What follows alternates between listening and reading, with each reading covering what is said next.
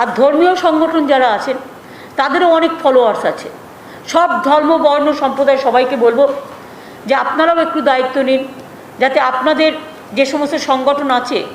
বেশি ভিড় না করে, আমরা 50 জন বেঁধে দিয়েছি যে মানে একটু দূরে দূরে দূরে দূরে করে প্রার্থনা করুন, আমার কোনো আপত্তি নেই,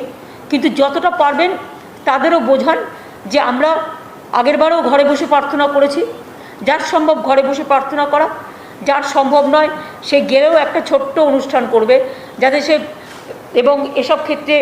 কিছু পারমিশনেরও প্রয়োজন আছে। বিশেষ করে মনে রাখবেন যে এখন ঈদের রমজান মাস চলছে, এখন এমনিতে আর কোনো উৎসব নেই রমজান মাস ছাড়া। আমার মনে হয় না আছে আর কিছু আপাতত এই মাসটায় কিছু নেই, টুকটাক এগুলো আছে, রবীন্দ্র জয়ন্তীগুলো আছে, এগুলো তো আছে, এগুলো তো একটু হবেই। সুতরাং সেক্ষেত্রে আমরা বলবো যে আগেরবারও যেমন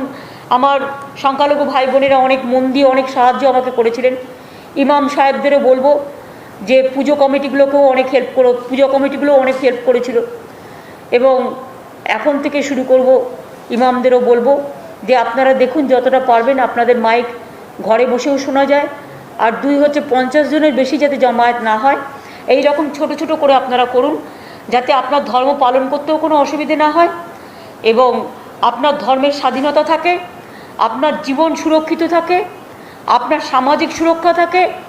এবং সাম্প্রদায়িক সম্প্রীতি সবাই মিলেই আমরা করব। আপনাদের উৎসবও আমাদেরই উৎসব। মনে রাখবেন ধর্ম যার যার, আপনার উৎসব কিন্তু সবার। সুতরাং আমি আলাপনকে বলবো যেটা একটা ইমামদের নিয়ে এবং ধর্মগুরু যারা আছে, বিশেষ করে সর্বধর্ম সমন্বয় একটা মিটিং যদি করা যায়, এখানে ডেকে নাও, সোমবার দিন যদি করা যায় তাহলে 3টের সময় একটা মিটিং ডেকে দাও, এখানে বেলুড় মঠ, ভারত সেবাশ্রম, হিন্দু, মুসলিম, শিখ, ইসাই সব কমিউনিটিগুলোকে একটা ডেকে দাও।